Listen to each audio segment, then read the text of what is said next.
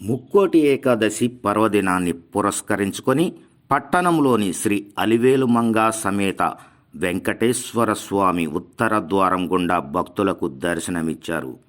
స్వామివారిని చూసేందుకు తెల్లవారుజాము నుండే భక్తులు బారులు తీరారు. గోవింద నామ స్మరణాలతో ఆలయ ప్రాంగణం మారుమ్రోగింది.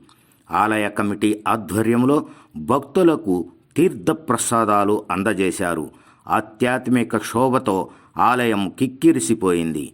ఏకాదశి రోజు ఉత్తర ద్వార దర్శనం ప్రత్యేకం. ఆలయ కమిటీ ఆధ్వర్యంలో భక్తులకు ఎటువంటి అసౌకర్యము కలగకుండా పోలీసులు ప్రత్యేక బందోబస్తు ఏర్పాటు చేశారు.